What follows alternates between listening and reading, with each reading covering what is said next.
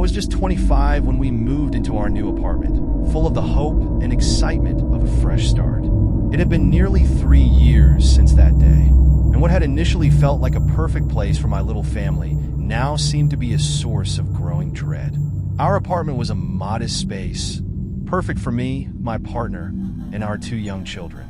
To keep our then 2-year-old daughter safe, I had added an extra lock to the front door. It was a simple precaution, a way to ensure she couldn't wander out or accidentally unlock the door while we were busy.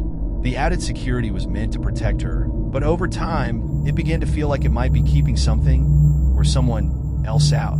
At first, the apartment was everything we wanted. It was close to my partner's work, and the neighborhood was quiet. We had friendly neighbors and life was comfortable. But as the months passed, I began to feel a creeping unease. It all started on a day when my daughter wasn't in school and my son, still just a few months old, was napping. My partner had a shift that day, and I was expecting him home at his usual time. He usually told me when he was on his way, so I could unlock the top lock for him. That particular evening, I was lounging on the couch with my son, lost in the quiet moments of our routine. Suddenly, I heard a noise at the door. It sounded like someone was trying to turn the handle. I tensed, my heart racing, but the noise stopped almost immediately. I assumed it was just my partner, who often unlocked the door with a bit of force. However, when my daughter, who was 4 at the time, ran to the door and opened it, I was prepared to scold her for not waiting for me to do it.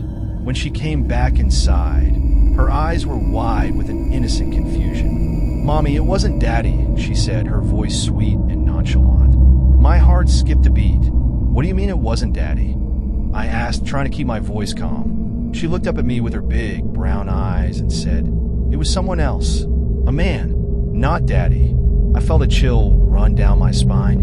We knew our neighbors well enough that I didn't think it could have been one of them. I mentioned it to my partner when he got home. We explained to our daughter that she should never open the door by herself again. I also made sure the top lock was always engaged. I tried to brush it off as a strange accident, but the incident gnawed at me. It wasn't long before something else happened to escalate my unease. One night, around 12:30 a.m., the kids were asleep, and my partner and I were watching TV. The apartment was quiet, save for the occasional creaks of the old building. We were in the middle of a show when we heard it again, someone trying to open the door. This time, they also rang the doorbell and knocked lightly. My partner quickly looked through the peephole and saw 3 men standing outside. My heart pounded as I whispered to him, "Don't open the door." He nodded and went to the window to peer outside carefully, making sure not to be seen. But when he looked back at me, his face was pale. There was no sign of anyone outside. It was as if they had vanished. I felt a rush of paranoia.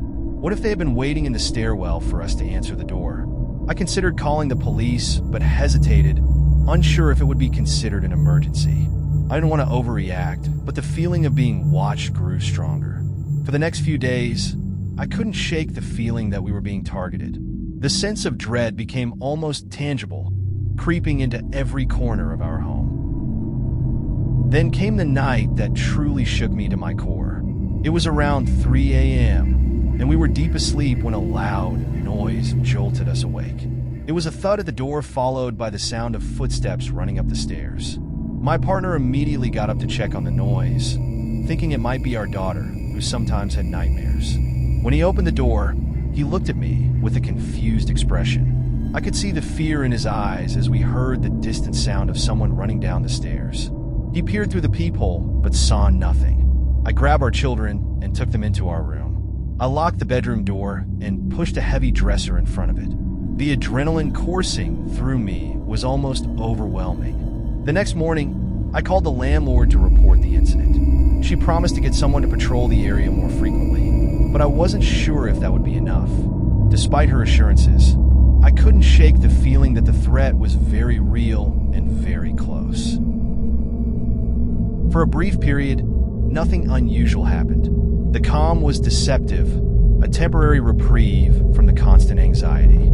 I tried to resume a sense of normalcy, but every creak of the building and every knock at the door set my nerves on edge. Then one day, as I was getting out of the shower, I heard the knocking at the door. My daughter was at school, My partner was at work, and my son was in his pack-and-play. I wasn't expecting anyone, so I ignored the knock. But then I heard someone trying to open the door. The sound of the door handle turning was unmistakable. I felt a surge of panic and decided I couldn't stay in this apartment any longer. The feeling of being violated by someone trying to break in, especially with my kids around, was too much to bear. We decided it was time to move. Packing up our lives and finding a new place became our top priority. The landlord's attempts to address the situation had provided only temporary relief, and I couldn't rely on assurances anymore. We needed to escape the uncertainty and fear that had become part of our daily lives. Moving was a daunting task, but we pushed through it. The sense of relief at leaving the old apartment was palpable. We found a new place that felt safer, and the initial excitement of a new beginning helped us cope with the stress of the move. The new apartment offered a fresh start, but the shadow of our previous experiences lingered. We took every precaution to ensure our new home felt secure. Despite this, my sense of paranoia remained. One evening, as I was settling in, I heard a knock at the door. My heart raced as I went to check. The sound was faint, and there was no one visible through the peephole. My fear was rekindled, but this time, I was determined to take action. I decided to contact the local police to report our previous incidents and express my concerns. They promised to keep an eye out, but I couldn't help feeling that the sense of danger had become an inseparable part of my life. I began to investigate the history of our old apartment, hoping to find answers. I spoke to neighbors and previous tenants, but most were either unwilling or unable to provide any useful information. The landlord's attempts to address our concerns had not uncovered anything concrete. Despite my efforts, the mystery remained unsolved. The incidents seemed to defy explanation, and I began to question if there was something more sinister at play. The fear of being targeted, combined with the lack of answers, left me feeling helpless and vulnerable. One night, as I was alone with the kids, the doorbell rang. I wasn't expecting anyone, and the sound of someone trying to open the door immediately sent me into panic mode. I grabbed the kids and locked ourselves in the bedroom. My partner arrived home just as I was pushing furniture in front of the door. He was alarmed by my frantic state and the evidence of our latest encounter. Together, we reviewed the situation and decided it was time to take more serious action. We continued to pack and prepare for our move. The process was exhausting, but the thought of leaving our old apartment behind provided a sense of relief. We found a new place that felt more secure, and the move went smoothly. The new apartment was a fresh start, and we were hopeful that our past troubles would remain behind us. As we settled in, the anxiety of the previous months began to fade, replaced by a cautious optimism. Looking back, the experiences in our old apartment had a lasting impact on me. The sense of violation and fear lingered, but the move had brought us a much-needed sense of safety. Despite the new apartment offering a feeling of security, I couldn't fully shake the memories of those unsettling nights. The fear of being targeted and the sense of vulnerability were constants in my mind. But as time passed, the new beginning offered a glimmer of hope and a chance to rebuild our sense of safety. Moving into our first apartment was supposed to be a fresh start. My boyfriend and I had been together for 3 years, and after graduation, we decided it was time to get a place of our own. The apartment itself wasn't anything special, just a small, one-bedroom unit in an older building. It had character, I guess you could say, with its creaky wooden floors and vintage fixtures. The rent was affordable, and we were excited to make it our home. We met the neighbors on our first day. A tall, middle-aged doctor and his girlfriend lived right next door. The doctor seemed friendly, offering to help us carry some of our heavier boxes up the stairs. I remember him making small talk, asking about our move, where we were from, and what we did for work. His girlfriend, on the other hand, stayed in the background, quiet and distant. She had this unsettling look in her eyes, like she was there, but not really present, if that makes sense. It was something I noticed immediately, but tried to brush off as nervousness. Their apartment was directly to the right of ours, and our front doors were only a few feet apart. The first few months passed without much interaction beyond polite greetings in the hallway. Occasionally, we'd hear them moving around next door, normal apartment noises, nothing out of the ordinary. At the time, I didn't think anything of it.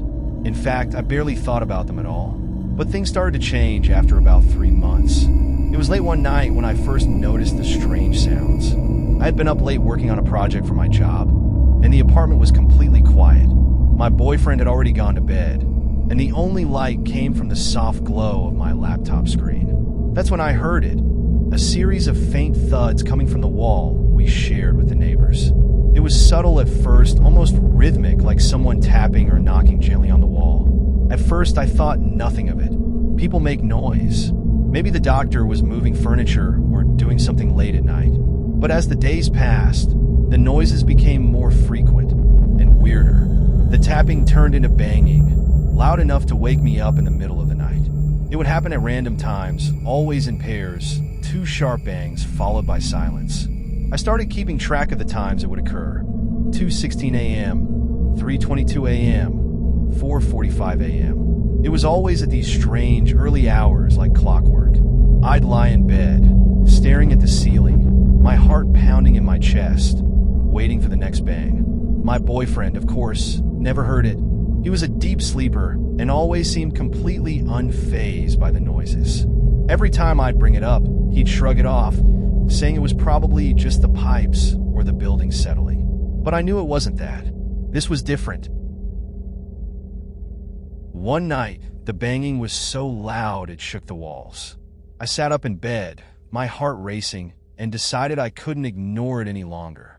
I tiptoed out of our bedroom and into the living room, where the sound seemed to be coming from. I pressed my ear to the wall, listening intently. There was again 2 loud bangs, like something or someone was slamming against the other side of the wall. I could hear a faint scraping sound, too, like furniture being dragged across the floor. I was too scared to confront the neighbors directly, so I tried to convince myself it wasn't my problem. But then, the hallway lights started coming on at odd times in the middle of the night. Our bedroom window faced the front of the building, and every night around 3 or 4 a.m., the hallway light outside would flick on. I'd glance out the window, expecting to see someone coming home late, but the hallway was always empty. The light would stay on for several minutes before flicking off again. A few weeks later, things escalated. One night, I woke up to the sound of banging on our front door. It was frantic, almost panic, like someone was trying to get in. I shot out of bed, my heart in my throat, and ran to the door. I stood there, frozen, staring at the frosted glass of the door. I could see a shadow, a tall figure standing on the other side. My first thought was that it was the doctor. Maybe something had happened, and he needed help. But when I opened the door, the hallway was empty. My hands were shaking as I stepped out into the hallway. I looked around, expecting to see someone, anyone, but there was no one there. The lights in the hallway were off, and the building was eerily quiet. I stood there for a moment, listening to the silence, before quickly retreating back into the apartment and locking the door behind me. When I told my boyfriend about it the next morning, he shrugged it off again. He said I must have been dreaming, or maybe someone had knocked on the wrong door and left before I opened it. But I knew what I had seen. I wasn't imagining things. The banging continued, and the hallway light continued to flicker on at random times in the night. I started to feel like I was losing my mind. I couldn't sleep. Every time I closed my eyes, I'd hear the banging, or I'd wake up to the light flooding into our bedroom. It got to the point where I dreaded going to bed. My anxiety was through the roof, and I started having nightmares, disturbing, vivid dreams about the hallway and the shadowy figure that stood outside our door. Then one night it all stopped. The banging, the lights, everything just stopped.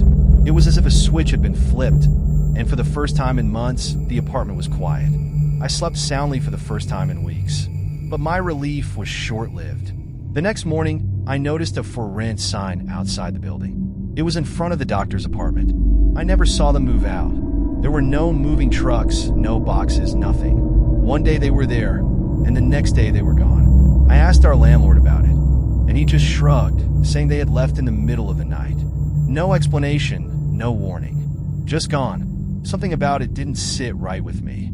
I tried to tell myself that people moved all the time, and maybe they had some reason for leaving so suddenly. But deep down, I knew something was wrong. New neighbors moved in a few weeks later, a young couple with a baby. At first, I thought things would return to normal. They seemed like a nice, quiet couple, and I figured we'd finally get some peace. But it didn't take long for the strange occurrences to start up again. The banging returned, this time even louder. It would rattle the walls, shaking the picture frames, and making my heart race. I'd wake up in the middle of the night to the sound of the baby crying, only for it to stop abruptly, as if someone had silenced it. One night, I heard a commotion coming from the hallway. I peeked out the peephole and saw the couple arguing. The man looked frantic, his face pale, while the woman stood there, staring at the ground, as if she were in a daze. Their baby was nowhere in sight. The argument ended as suddenly as it had started, and the next morning, the for rent sign was back. By this point, I was starting to feel like I was living in a nightmare. Every time someone new moved in next door, something terrible would happen, and they would disappear without a trace. I started to wonder if we were next. My boyfriend still insisted there was nothing wrong, but I couldn't shake the feeling that something was very, very wrong. I started avoiding the hallway altogether, taking the back stairs whenever I could. I didn't want to see who was moving in next. I didn't want to know what might happen to them. But then, one night, I heard something that made my blood run cold. It was late, around 2 a.m., and I was lying in bed trying to fall asleep. I had almost drifted off when I heard a sound, a faint whispering coming from the wall we shared with the neighbors. At first, I thought it was my imagination, but as I listened closer, I realized it was real. Someone or something was whispering on the other side of the wall. I couldn't make out the words, but the tone was unmistakable. It was a low, guttural voice, speaking in a language I didn't recognize. My heart raced as I pressed my ear to the wall, trying to hear better. The whispering continued for several minutes before abruptly stopping, leaving me in a suffocating silence. The next morning, I told my boyfriend what I had heard, but he didn't believe me. He said I was stressed and probably hearing things, but I knew what I had heard, and it terrified me. I started researching the history of the building, desperate to find some kind of explanation. I dug through old records, newspaper articles, anything I could find. That's when I discovered something that made my stomach turn. Years ago, before the building was converted into apartments, it had been a mental institution.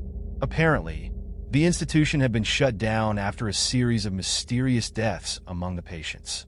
There were rumors of abuse, neglect, and strange experiments being conducted on the residents. But the part that stood out to me the most was that the institution had been known for its soundproof walls, built specifically to keep the patient's screams from disturbing the surrounding neighborhood.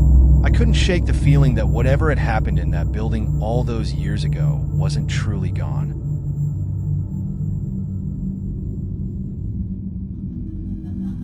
It's been just over a month since I returned from backpacking in Japan, but some of the things I experienced still feel like they happened yesterday.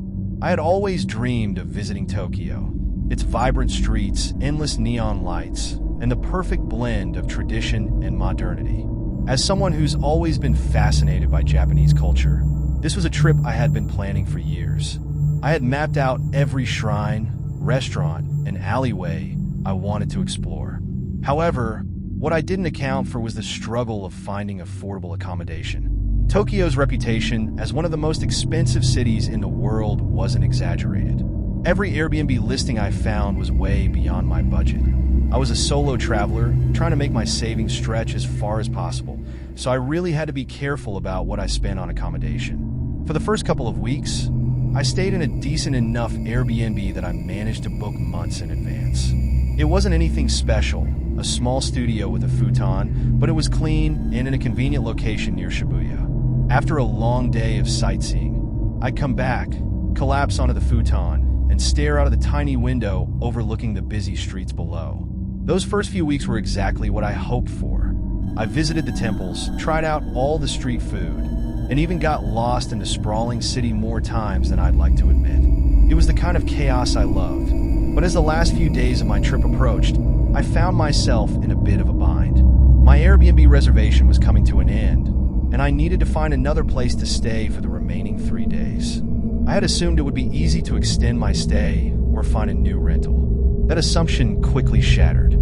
Every listing I found for short-term accommodation was either fully booked or way out of my price range. Panic began to set in.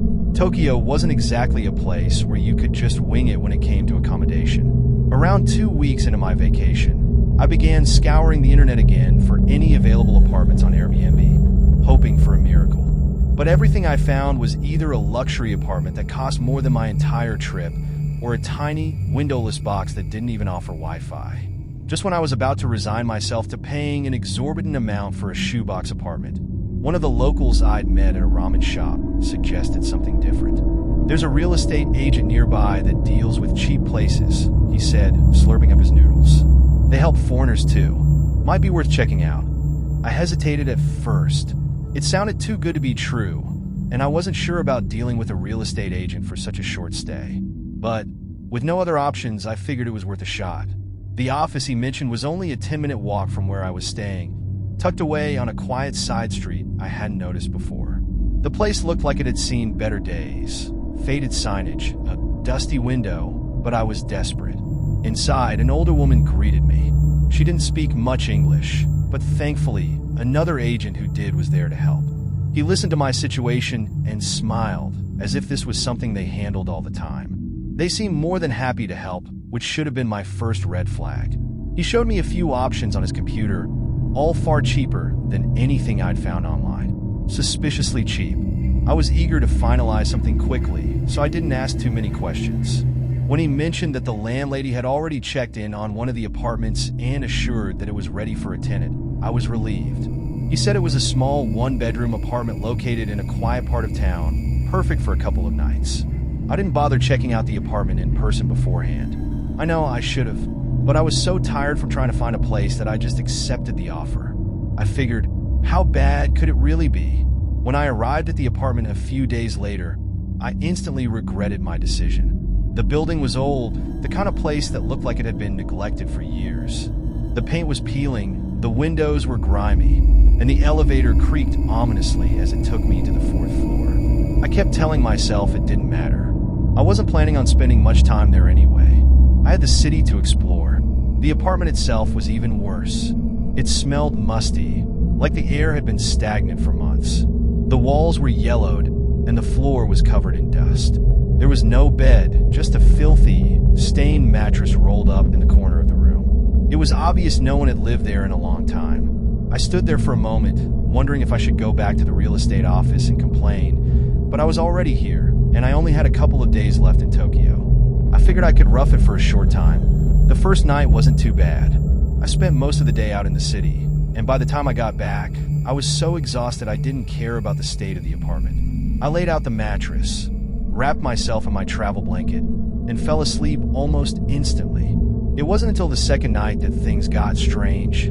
That day had been long. I'd spent hours walking around Harajuku, visiting shops and trying street food, and by the time the sun began to set, I was starving. I remembered a small ramen shop I'd passed by earlier that day, only a few blocks from the apartment. It seemed like the perfect way to end the day.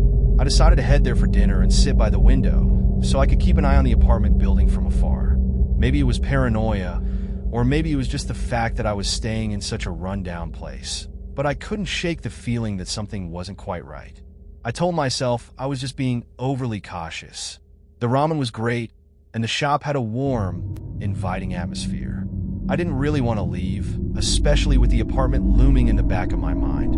As I was finishing my meal, the weather took a turn for the worse. Rain began to pour down outside, tapping aggressively against the windows. Reluctantly, I paid my bill and headed out into the storm, pulling my jacket tight around me. When I got back to the apartment, something immediately felt off. The power was out. The place was completely dark except for the dim light from the hallway outside that filtered through the frosted kitchen window. Annoyed, I fumbled around for my phone to use as a flashlight. To make matters worse, my phone battery was almost dead, and with the power out, I had no way to charge it. But the most unsettling thing was the floor. It was soaked, At first, I thought maybe the roof was leaking. That wouldn't have surprised me, given the state of the building. But as I took a closer look, I realized something much stranger. The wetness wasn't from the ceiling. There were wet footprints, large and clear, all across the floor, as if someone had walked in from the rain, barefoot, leaving a trail from the door to the middle of the room. My heart raced. I quickly searched the apartment, but it was tiny, and there was no one else inside. Nothing was stolen. My suitcase was untouched, and all my belongings were right where I had left them. The front door had been locked when I returned. No windows were open. It made no sense. I tried to calm myself down. Maybe the landlady had come in while I was out to check on something. It seemed like a stretch, but I couldn't come up with any other explanation. Feeling unnerved, I decided to call it a night. I unrolled the dirty mattress again, but before I could lay down, I heard something, dripping water.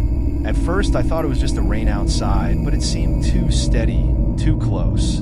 I walked over to the kitchen and saw the faucet slowly dripping water. I hadn't used the sink since I arrived, and I was sure I had closed it tightly before leaving. The sound was eerie in the silence of the apartment. As I reached out to turn it off, something caught my eye through the frosted window. A shadow. It was the shape of a woman, standing just outside the window, motionless. At first, I thought maybe it was a neighbor, but something about her stillness made my skin crawl. She stood there for what felt like an eternity before slowly moving down the hallway outside. I froze. What was she doing? Why was she just standing there? I rushed to the front door to make sure it was locked, which thankfully it was, but that didn't ease the knot of fear in my stomach. Something about the way she had stood there, unmoving, staring, sent chills down my spine. I tried to convince myself it was nothing, a harmless passerby. But when I lay back down on the mattress, I couldn't shake the feeling of being watched. Just as I was starting to doze off, I heard something that made my blood run cold. The front door. It creaked open ever so slowly, the rusty hinges groaning in the quiet. I sat up, heart pounding. I didn't want to look, but I had to. I crept toward the door, inching it open, only to be met with an empty hallway. But the door, it had been locked. I was sure of it. Panic set in. I grabbed my phone and checked the lock again, my hands trembling. It was unlocked. How? I had locked it earlier. I was sure of it. The realization that someone or something had been in the apartment while I was gone sent a wave of dread through me. The wet footprints, the dripping faucet, and now the door. None of it made any sense, but the pattern was unmistakable. I quickly turned on my phone's flashlight and swept it across the room. The dim light cast long shadows on the walls, making everything look more sinister than it already was. My heart raced as I scanned the small apartment for any sign of someone hiding inside, but it was still empty. I knew I wouldn't be able to sleep after that. The rational part of my brain was screaming at me to leave. But where would I go? It was the middle of the night, and the storm outside had only gotten worse. My phone was nearly dead, and with the power out, I couldn't charge it. I was stuck. I decided to stay awake and wait out the night. I propped myself up on the mattress with my back against the wall, facing the door, trying to stay alert. Every creak, every gust of wind outside made me jump. I kept glancing at the door, half expecting it to open on its own again. Hours passed, but sleep eventually crept up on me. I must have dozed off because the next thing I remember is waking up to complete silence. The storm had stopped, and the first light of dawn was creeping through the frosted kitchen window. For a moment, I felt a sense of relief. Maybe it had all been some weird nightmare, a trick of my exhausted mind. But that relief was short-lived. As I stood up and stretched, I noticed something on the floor, new wet footprints. They were just as clear as the ones I had seen the night before. Only this time they led from the kitchen window to the mattress where I had been sleeping. I felt sick. Someone, or something, had been in the room while I slept, standing right next to me. I quickly packed up my things, throwing everything into my suitcase as fast as I could. I didn't care that I had one more night left. I wasn't staying in that apartment another second. I bolted for the door, barely bothering to lock it behind me, and rushed down the creaky elevator and out into the morning streets of Tokyo. It wasn't until I was several blocks away that I finally stopped to catch my breath. My heart was still pounding in my chest, and my mind raced with questions I couldn't answer. Who was that woman in the hallway? How had the door unlocked itself? And those footprints, had she been watching me while I slept? I knew I couldn't go back. I ended up finding a cheap hostel to stay at for my last night in the city. It was cramped, but it was clean, and more importantly, I didn't feel like I was being watched. When I went to return the key to the real estate agent the next day, I couldn't help but ask him about the building. He gave me a puzzled look when I described the apartment. That building? We haven't rented that place out in years, he said, furrowing his brow. I felt a cold chill run down my spine. Why not? I asked. He hesitated for a moment before answering. The owner passed away a while ago. We've had some trouble finding new tenants. People say strange things happen there. I didn't ask for details. I didn't want to know. I never figured out who or what was in that apartment with me. Part of me wonders if it was just a series of coincidences, my mind playing tricks on me in a foreign place. But another part of me knows better. I'll never forget the feeling of waking up to those footprints, the knowledge that someone or something had been standing by my bed, watching me as I slept. Needless to say, I haven't used Airbnb since. This experience has haunted me ever since I got back from Japan. The strange occurrences, the unsettling feelings, they've stayed with me like a shadow.